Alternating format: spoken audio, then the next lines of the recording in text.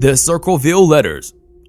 In the late 70s, someone started terrorizing the small town of Circleville, Ohio, by spreading gossip and revealing the townspeople's sexual secrets through the mail. It was a very analog gossip girl, but with divorce, murder, and false imprisonment. Welcome back to another episode of Spooky Hunt, the home of all things scary and hair-raising on YouTube.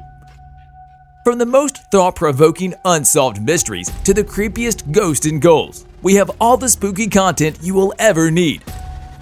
Subscribe to the channel now so you never miss any of our latest and greatest videos. In today's video, we are going to be taking a look at the Circleville Letters. Let's get to it. The identity of the Circleville writer is one of the most bizarre mysteries in true crime history. It started in 1976 when people in Circleville began receiving letters that contained information about their personal lives.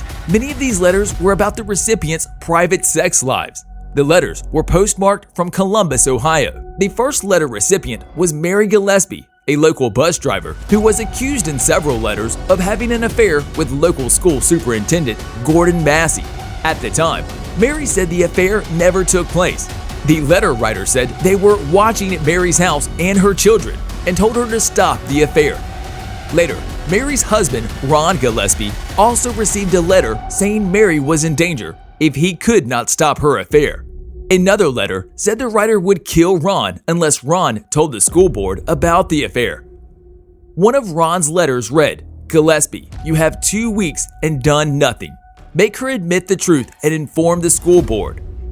If not, I will broadcast it on CBs, posters, signs, and billboards until the truth comes out." From the beginning, Mary had a suspicion a fellow bus driver named David Longberry was the letter writer. Mary had previously rejected David romantically, and he still acted resentfully toward her. Mary and Ron Gillespie asked Ron's sister and her husband, Karen and Paul Freshour, for help. Paul's sister was also informed of the existence of the letters, but no one else knew what was happening. The 5 people decided that Paul would write David Longberry a letter of their own. In the letter, Paul said he knew David was writing threatening letters to Mary and Ron. They believed the plan worked, as the letters stopped coming for a few weeks. On August 19, 1977, Ron Gillespie received a call and became angry.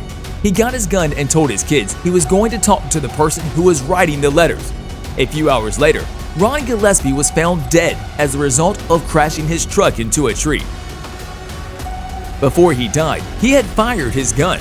The official police report from Sheriff 𝐥𝐢𝐤𝐞 says that he died as a result of a drunk driving accident, despite Ron's friends and family saying he rarely drank and hadn't been drinking that day. After Ron's death, other residents in Circleville began receiving letters alleging that Sheriff 𝐥𝐢𝐤𝐞 was involved in a cover-up relating to Ron Gillespie's death. Sheriff 𝐥𝐢𝐤𝐞 said he thought foul play was involved at first. However, the other person involved. Unfortunately, there aren't details about how this other person was involved in the accident or who they were. Passed a polygraph test, and Ron's autopsy showed a BAC of .16, so he thought the cause of death was drunk driving. After all of this, it turns out Mary Gillespie was having an affair with Gordon Massey, though she claims it started after the letters. In February 1983, the letter writer had resorted to placing inflammatory signs around Circleville, especially along Mary's bus route. Many of the signs accused Gordon Massey of raping the Gillespies' 12-year-old daughter. When Mary Gillespie stopped the bus to tear one of the signs down, she was almost killed. The sign had been crudely booby-trapped to shoot whoever tried to take the sign down. Police discovered the gun in the booby trap was registered to Paul Freshour. Paul Freshour said the gun had been stolen, but he had not reported it stolen, so there was no evidence of this.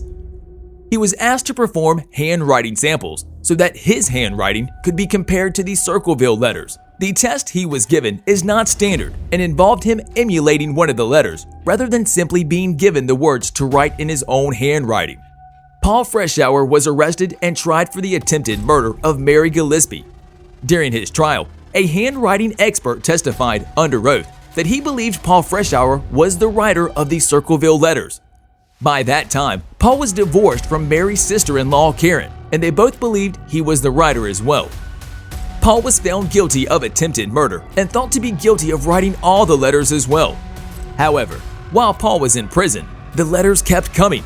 Paul even received a letter from the Circleville letter writer, which read, "Now, when are we going to believe you aren't going to get out of there?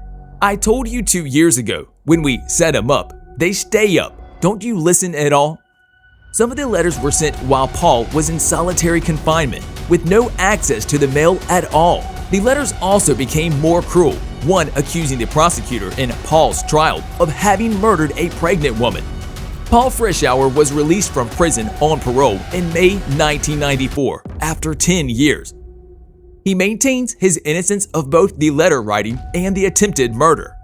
The mystery was featured on an episode of Unsolved Mysteries, after which the show received their very own letter from the Circleville writer, which read, "Forget Circleville, Ohio. Do nothing to hurt Sheriff Radcliffe.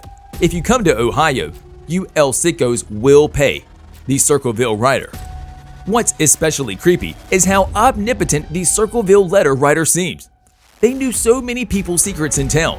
Some of these secrets are really serious things that people do kill over if you've ever seen an episode of Forensic Files. That rumor about the prosecutor in Paul Frischauer's trial, it turned out to be at least half true.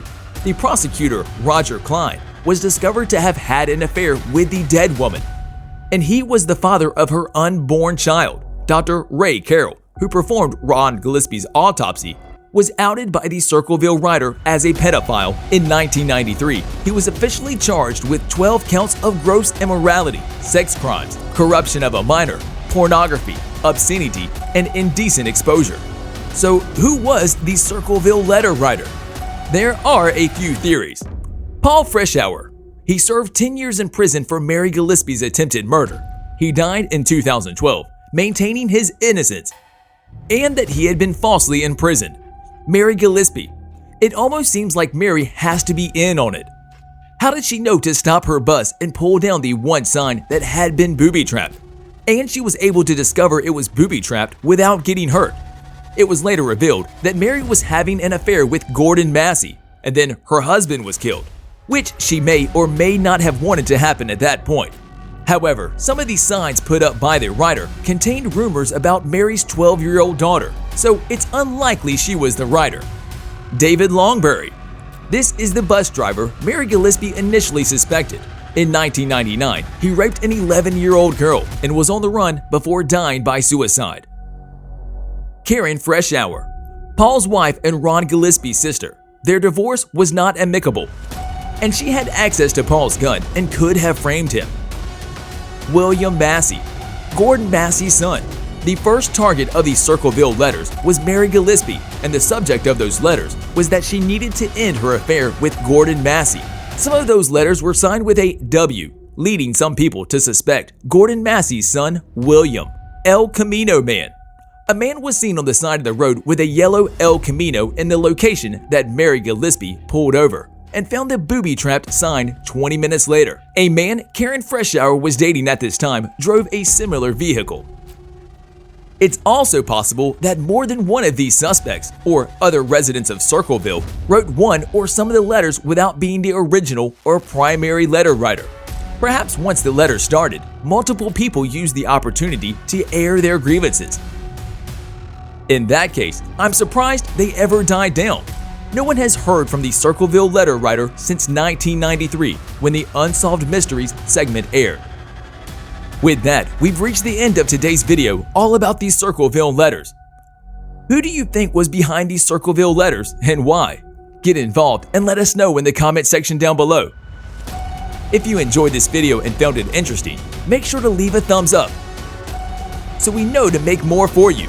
Also, subscribe to the channel for even more awesome videos just like this one. As always, thanks for watching. See you next time on Spooky Hut, where we always have tricks and treats for you.